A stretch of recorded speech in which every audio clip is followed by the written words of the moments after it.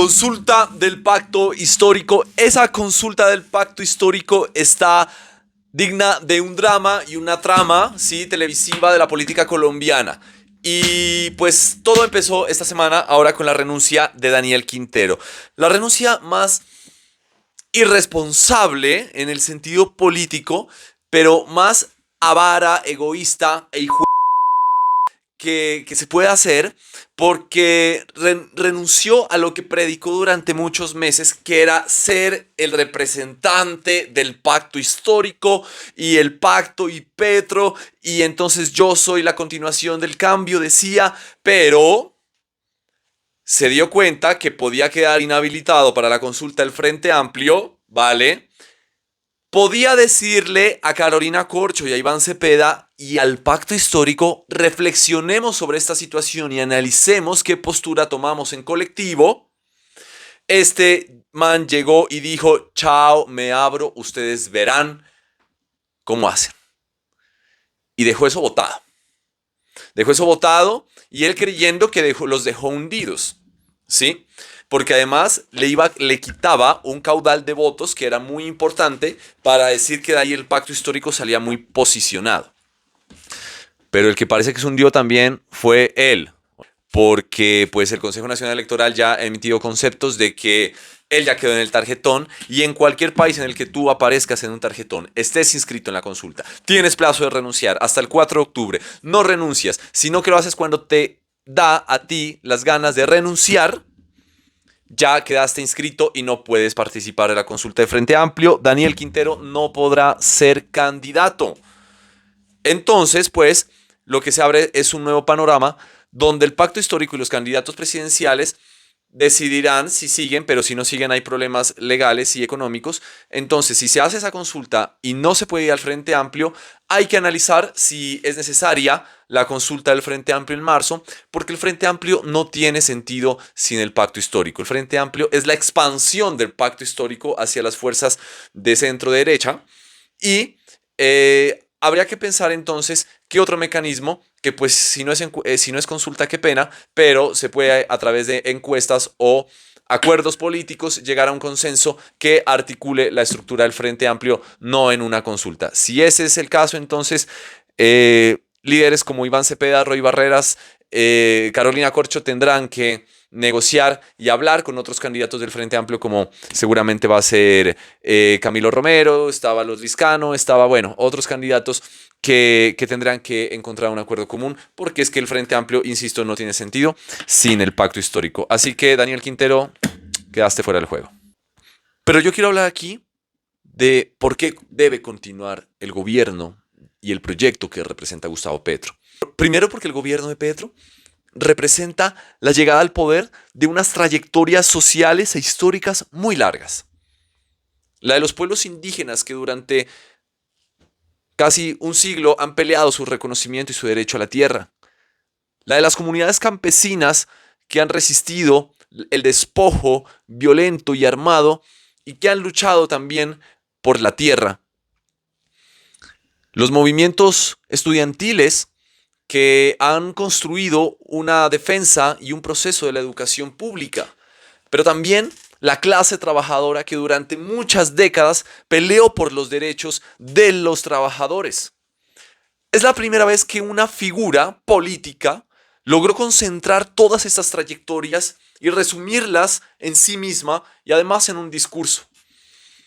Las crisis también ambientales que se integraron a este proceso han hecho de que el gobierno de Petro pusiera en la vanguardia y en el gobierno todas estas trayectorias históricas que venían de hace mucho tiempo, que en su momento parecía que nunca iban a estar en el lugar del poder, pero que con la fuerza también que imprimió en su lucha política Gustavo Petro ha llegado.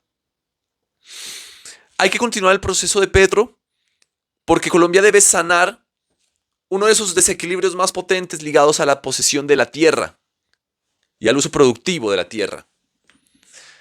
Porque no puede existir vida social, animal, vegetal y humana si no existe el agua y los ecosistemas. Y la política debe enfocarse hoy en la protección de los ecosistemas como un ser vivo más que convive con nosotros, no solo como un recurso de explotación.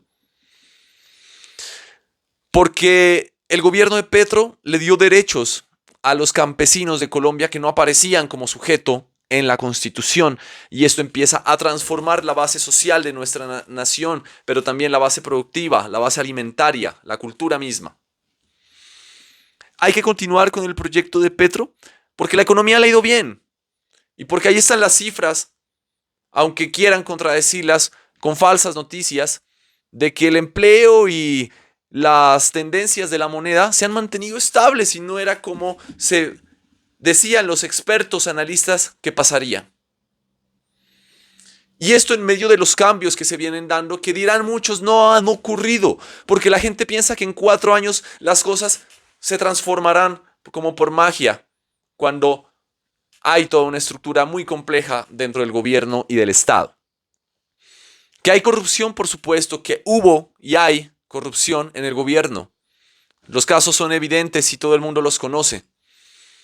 Habrá que pensar también más en profundidad si existe o cómo construir la posibilidad de que no exista la corrupción en el gobierno tan ligada a la mente, al pensamiento humano, y que en estas estructuras se corrompe. Pero también hay que pasar seguramente hacia una evolución ética de nuestra sociedad donde estas prácticas desaparezcan, y eso es un cambio en la cultura que no dura 4 años. Le han dicho a este gobierno que ha dejado expandir la violencia y evidentemente hay violencia en el país. Hay delincuencia y grupos armados, pero no es la misma violencia que existía antes. Y ahora, ¿por qué van a decir que este es el país o el momento más violento del país? Sería hipócrita cuando Colombia ha tenido décadas, siglos o una vida entera en la violencia. Las masacres de los 90, de los 2000, a nombre de todos los grupos guerrilleros, paramilitares, del Ejército Nacional, que luego se ha comprobado. ¿Y por qué vamos a decir ahora entonces que todo esto es culpa de los últimos 3 años del gobierno Petro? Eso es falso, eso es falaz.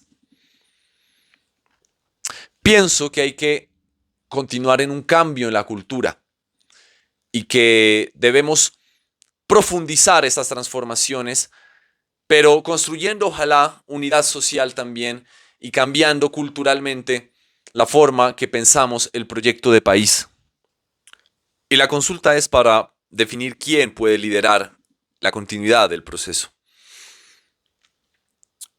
Yo pienso que Iván Cepeda es la persona llamada a continuar el proyecto de gobierno de Petro, porque Iván Cepeda simboliza y ha trasegado la lucha contra el uribismo, que no es el juicio sobre una persona, sino que sobre esto recae un modelo de país, basado en el despojo histórico de las comunidades campesinas e indígenas sobre la tierra, basado en un modelo de economía pensado desde el extractivismo y la extracción incluso violenta de los recursos y sus ecosistemas y comunidades.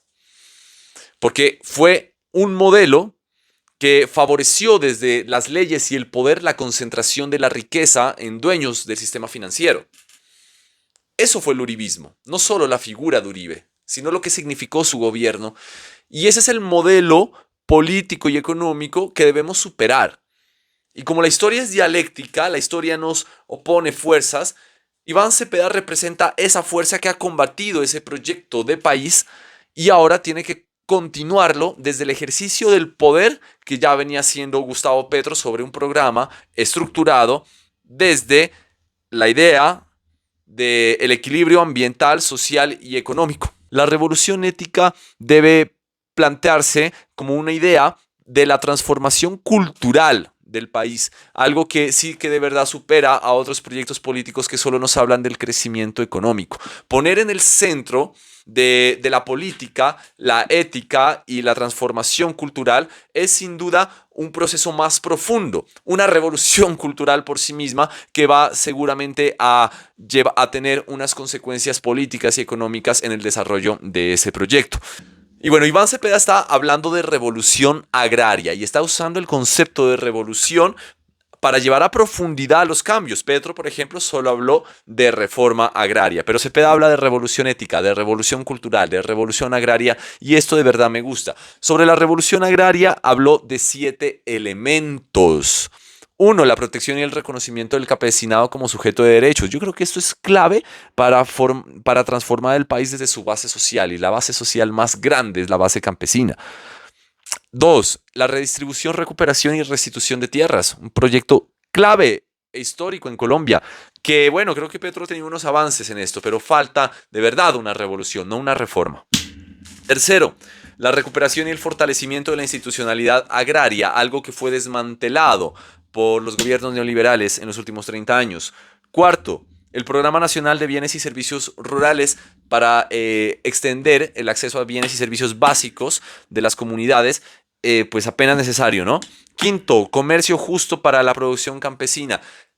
El trabajo de fortalecer la economía, eliminando hasta donde se pueda la cadena de intermediarios, es clave para fortalecer la economía campesina y bueno, que no se tenga que vender tan barato lo que luego en los mercados se consigue tan caro.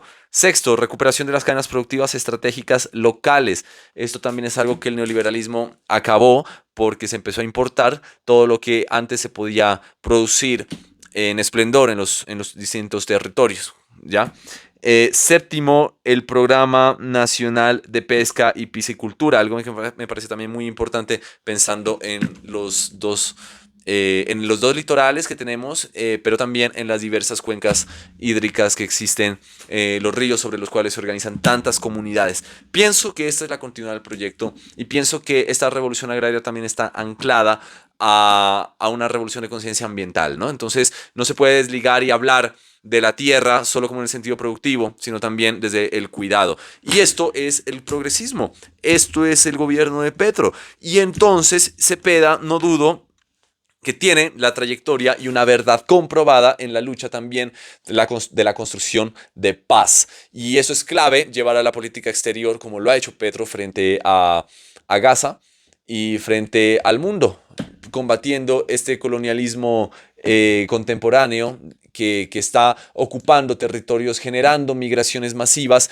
y bombardeando poblaciones enteras. Creo que Iván Cepeda también puede asumir ese rol internacional y ser una voz muy poderosa. Imagínense si lo fue en Colombia frente a Uribe. Quienes dicen que le falta fuerza y energía, creo que están desconociendo la tenacidad política que tiene Iván Cepeda. Así que se viene el 26 de octubre.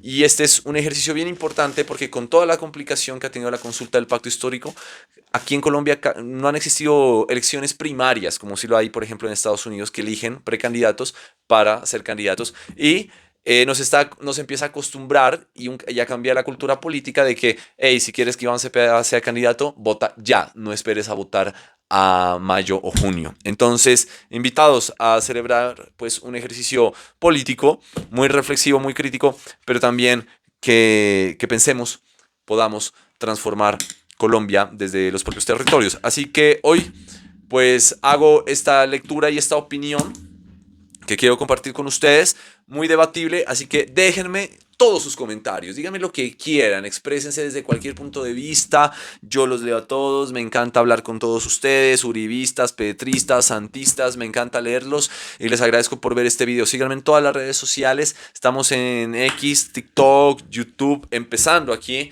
en Instagram, Facebook. Mi nombre es Danilo Palacios y seguimos luego hablando de poder, cultura, territorio y democracia colombiana. Gracias.